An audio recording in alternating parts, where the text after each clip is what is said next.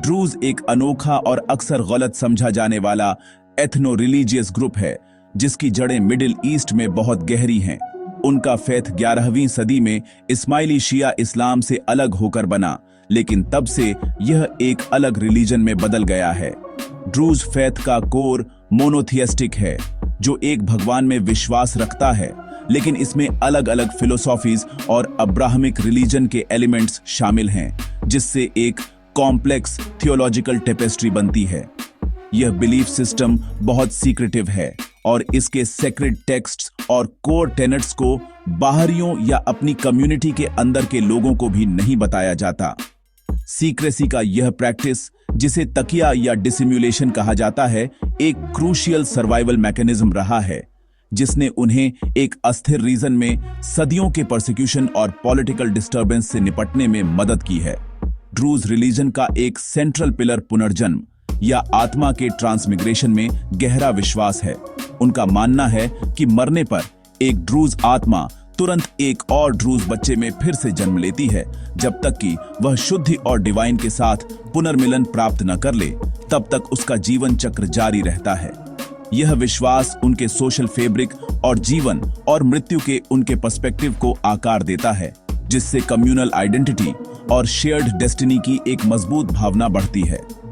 कई दूसरे रिलीजन के उलट ड्रूज कन्वर्ट्स की तलाश नहीं करते और कोई भी ड्रूज बनने का चुनाव नहीं कर सकता। आपको फेथ में जन्म लेना होगा। इसने उनकी कम्युनिटी को बंद रखा है और उनकी संख्या रिलेटिवली कम रखी है, जो दुनिया भर में लगभग 1 मिलियन लोगों के होने का अनुमान है।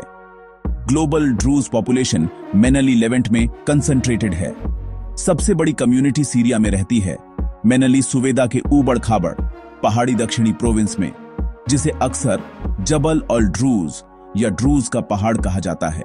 यह रीजन उनका हिस्टोरिकल और कल्चरल हार्टलैंड है। सिग्निफिकेंट पॉपुलेशन पड़ोसी लेबनान में भी मौजूद हैं, जहां उन्होंने हिस्टोरिकली देश के कॉम्प्लेक्स पॉलिटिकल लैंडस्केप में एक बड़ी भूमिका निभाई है। छोटे लेकिन अच्छी तरह से एस्टेब्लिश्ड कम्युनिटीज इजराइल में पाए जाते हैं, खासकर गैलिली और कार्मेल रीजन में, साथ ही इजरायली ऑक्यूपाइड गोलान हाइट्स में भी। जॉर्डन में भी एक छोटी कम्युनिटी रहती है, जिसमें दुनिया भर में एक बड़ा डायस्पोरा फैला हुआ है, खासकर अमेरिका और यूरोप में। हर देश में जहां वे रहते हैं, ड्रूज ने सर्वाइवल के लिए एक अनोखी स्ट्रैटेजी अपनाई है। अक्सर उस स्टेट के प्रति लॉयल्टी दिखाते हैं जिसमें वे रहते हैं। उदाहरण के लिए, इजराइल में कई ड्रूज पुरुष इजराइल डिफेंस फोर्सेस में सर्विस करते हैं और उन्हें लॉयल सिटीजन माना जाता है, जो सीरिया में उनके भाइयों की तुलना में बिल्कुल अलग है। इस प्रैक्टिकल अप्रोच ने उन्हें अपनी अलग पहचान बनाए रखने की परमिशन दी है, जबकि मिडिल ईस्ट की कॉम्प्लेक्स और अक्सर कॉन्फ्लिक्टिंग नेशनल लॉयल्टीज से निपटते हैं।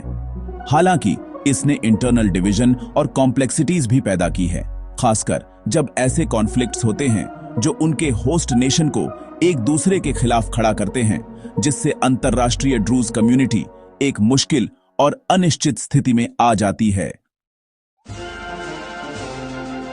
सीरिया के सुवेदा प्रोविंस में हाल ही में हुई हिंसा कोई अचानक हुई घटना नहीं है, बल्कि यह लंबे समय से चले आ रहे तनावों और व्यवस्था के विनाशकारी टूटने का नतीजा है।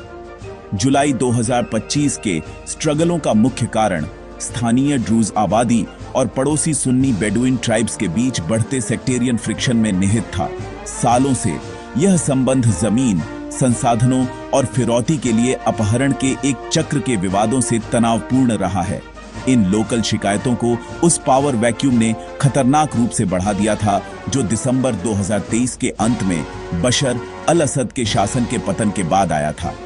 नई अंतरिम सरकार अपनी अथॉरिटी को लागू करने के लिए संघर्ष कर रही है, जिससे ड्रूज जैसे अल्पसंख्यक समुदाय खतरे में और हमले के लिए वल्नरेबल महसूस कर रहे हैं। यह सिक्योरिटी वैक्यूम हाल के रक्तपात में सबसे क्रिटिकल फैक्टर रहा है।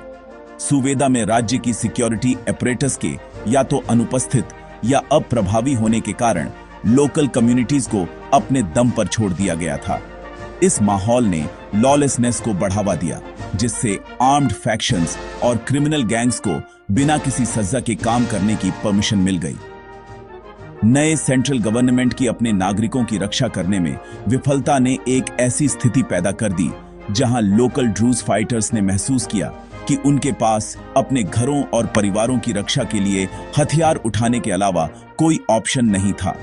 संघर्ष तेजी से लोकल किडनैपिंग से फुल ब्लोन आर्म्ड कॉन्फ्रंटेशंस में बदल गया, जो असद के बाद के सीरिया में एक नया डार्क चैप्टर है और नई पॉलिटिकल ऑर्डर की फ्रैजिलिटी को उजागर करता है।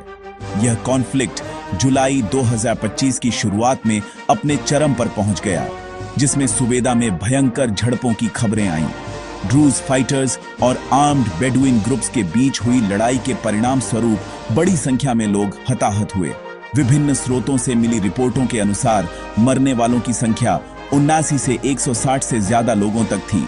इस संख्या में दोनों पक्षों के फाइटर्स ही नहीं, बल्कि क्रॉस फायर में फंसे निर्दोष नागरिक और कमजोर सरकारी सुरक्षा बलों के सदस्य भी शामिल थे, जो हिंसा को रोकने में असमर्थ थे।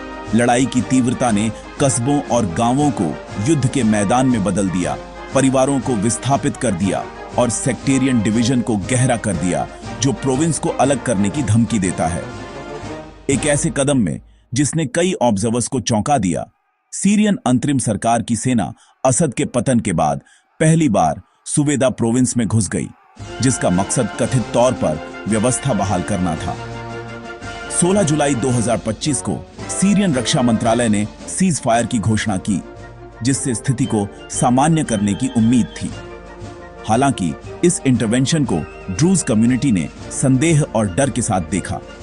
उनके कस्बों के बाहरी इलाके में सरकारी टैंकों की उपस्थिति को एक सुरक्षा उपाय के रूप में नहीं देखा गया, बल्कि एक संभावित खतरे के रूप में देखा गया, जिससे पिछली सरकार के तहत उत्पीड़न की यादें ताजा हो गईं और यह डर बढ़ गया कि नई सरकार अपने ही लोगों के खिलाफ बल प्रयोग करने की अपनी इच्छा में अलग नहीं थी।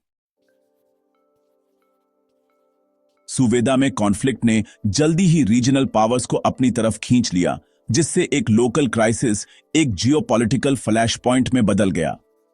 इजराइल, जिसकी सीरिया के साथ बॉर्डर है और जिसकी अपनी एक सिग्निफिकेंट ड्रूज पॉपुलेशन है, ने खुद को सीरियन ड्रूज का प्रोटेक्टर घोषित कर दिया। एक आसन्न नरसंहार का हवाला देते हुए इजराइल ने सीरियन आर्मी के टैंकों पर हवाई हमले किए, जो प्रोविंस की ओर बढ़ रहे थे। इस इंटरवेंशन को नरसंहार को रोकने के लिए एक मानवीय मिशन के रूप में फ्रेम किया गया था, लेकिन इसने नई सीरियन सरकार की मिलिट्री रीच को सीमित करने और एक बफर जोन बनाए रखने में इजराइल के स्ट्रेटेजिक इंटरेस्ट को भी पूरा किया। इस कदम को कुछ ड्रूज ने सराहा, लेकिन दूसरों ने इसकी निंदा की, जिन्हें डर था कि इजरायली इंटरवेंशन से कॉन्फ्लिक्ट और बढ़ेगा और उन्हें एक बड़ी रीजनल प्रॉक्सी वॉर में खींच लेगा। सीरियन अंतरिम सरकार की भूमिका बहुत विवादास्पद और विरोधाभासों से भरी रही है। एक तरफ उसने व्यवस्था बहाल करने और सीज फायर लागू करने के बैनर तले सुवेदा में अपनी सेना तैनात की, दूसरी तरफ उस पर उन्हीं नागरिकों के खिलाफ अत्याचार करने का आरोप लगाया गया जिन पर वह रक्षा करने का दावा करती थी। प्रमुख ड्रूज लीफियर्स ने सरकार से जुड़े बलों पर फील्ड एग्जीक्यूशन करने और सीज फायर एग्रीमेंट की शर्तों का उल्लंघन करने का आरोप लगाया है। इसने ड्रूज कम्युनिटी और दमास्कस में नए अथॉरिटीज के बीच मौजूद किसी भी विश्वास को तोड़ दिया है, जिससे यह धारणा मजबूत हुई है कि सरकार अपनी अल्पसंख्यक आबादी की रक्षा करने में या तो अनिच्छुक है या असमर्थ है।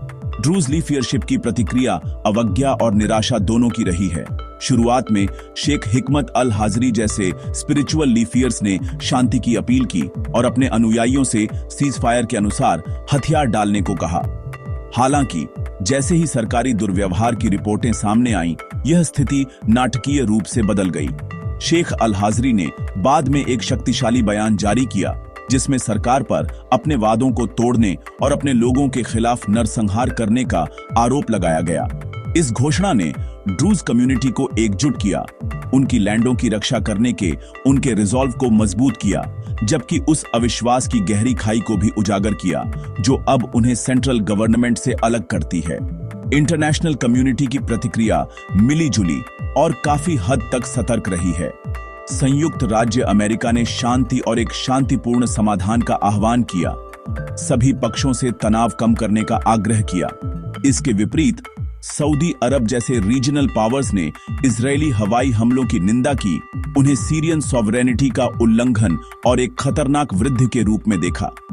इस खंडित अंतरराष्ट्रीय प्रतिक्रिया ने ड्रूज को अलग थलग महसूस कराया है, एक ऐसी सरकार के बीच फंसे हुए हैं जिस पर उन्हें भरोसा नहीं है, एक विदेशी शक्ति जिसके अपने एजेंडे हैं, और एक ऐसी दुनिया जो बयान जारी करने में संतुष्ट लगती है जबकि उनकी कम्युनिटी ब्लीडिंग। हितों का यह जटिल जाल यह सुनिश्चित करता है कि सुवेदा में शांति का मार्ग मुश्किलों से भरा होगा। अस्तित्व के खतरों का सामना करते हुए ड्रूज कम्युनिटी ने आर्म्ड रेजिस्टेंस और डेस्परेट पॉलिटिकल अपील दोनों के साथ जवाब दिया है।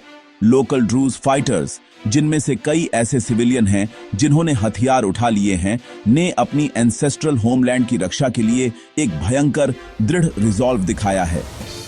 उनके लीफियर्स ने एक खतरनाक डिप्लोमेटिक लैंडस्केप को नेविगेट किया है, अपनी कम्युनिटी की सुरक्षा सुनिश्चित करने की कोशिश कर रहे हैं। स्पिरिचुअल फिगर्स द्वारा तनाव कम करने के शुरुआती आह्वान सीरियन सरकार के खिलाफ डिफायंस पूर्ण आरोपों में बदल गए, जो एक कम्युनिटी को उसकी सीमाओं तक धकेलने को दर्शाते हैं। बयानबाजी में यह बदलाव उनके गहरे डर को उजागर करता है कि एक मजबूत आत्मरक्षा के बिना उन्हें 1000 साल से बसे हुए लैंडों से मिटा दिया जाने या विस्थापित होने का खतरा है। आज ड्रूज कम्युनिटी के लिए प्राइमरी चैलेंज एक ऐसे स्टेट में सर्वाइवल है जो हैज फेल्ड। पुरानी सरकार के पतन से उन्हें जो सुरक्षा और आजादी की उम्मीद थी वह नहीं मिली। इसके बजाय इसने अराजकता और सेक्टेरियन हिंसा को जन्म दिया। उनकी सबसे बड़ी चुनौती पावर वैक्यूम को नेविगेट करना है, जहां उनके अधिकारों या फिजिकल सेफ्टी की गारंटी देने के लिए कोई विश्वसनीय केंद्रीय अथॉरिटी नहीं है। उन्हें मुश्किल ऑप्शन सोचने पर मजबूर होना पड़ता है। क्या उन्हें नई सरकार के साथ जुड़ना चाहिए, उसकी कथित शत्रुता के बावजूद? क्या उन्हें इजराइल जैसी किसी विदेशी शक्ति की सुरक्षा स्वीकार करनी चाहिए और ऐसे गठबंधन के परिणामों का जोखिम उठाना चाहिए? या क्या उन्हें एक स्वायत्त क्षेत्र बनाने की कोशिश करनी चाहिए, जो एक खंडित और युद्धग्रस्त देश में एक मुश्किल काम है? सीरिया में ड्रूज का भविष्य बहुत अनिश्चित है और अनसर्टनता के कगार पर लटका हुआ है। हाल के कॉन्फ्लिक्ट ने असद के बाद के युग में एक अल्पसंख्यक समूह के रूप में उनकी अत्यधिक वल्नरेबिलिटी को उजागर किया है। आगे का रास्ता नए सिरे से सेक्टेरियन हिंसा के खतरे, सेंट्रल गवर्नमेंट के अनरिलायबल नेचर और रीजनल पावर्स के खतरनाक एजेंडा से ढका हुआ है। ड्रूज के लिए संघर्ष केवल पॉलिटिकल नहीं है, यह अस्तित्वगत है। यह उनके घरों, उनकी संस्कृति, उनके फेथ और एक ऐसे रीजन में उनके अस्तित्व के अधिकार के लिए एक लड़ाई है जो अपनी विविध विरासत के प्रति तेजी से असहिष्णु हो गया है। उनकी रेजिलेंस की पहले कभी इतनी परीक्षा नहीं ली गई होगी। अल्टीमेटली सीरियन ड्रूज का लॉन्ग टर्म सर्वाइवल उनकी एकजुट होने और एक सुसंगत पॉलिटिकल स्ट्रैटेजी बनाने की क्षमता पर निर्भर कर सकता है। इसके लिए इंटरनल डिवीजन को पाटना और सीरियन सरकार और इंटरनेशनल कम्युनिटी के सामने एक संयुक्त मोर्चा पेश करना होगा। उन्हें सीरिया में एक पॉलिटिकल सेटलमेंट की वकालत करनी चाहिए जो सभी अल्पसंख्यकों के अधिकारों और सुरक्षा की गारंटी दे, न कि सिर्फ अपने। ऑप्शन एक निरंतर संघर्ष का भविष्य है, जहां वे एक बड़े जियोपॉलिटिकल गेम में मोहरे बने रहते हैं। जुलाई 2025 के कॉन्फ्लिक्ट की गूंज एक कड़वी चेतावनी के रूप में काम करती है। एक न्यायपूर्ण और समावेशी शांति के बिना सीरिया का प्राचीन ड्रूज कम्युनिटी संघर्ष और अनसर्टनता से परिभाषित भविष्य का सामना कर रहा है।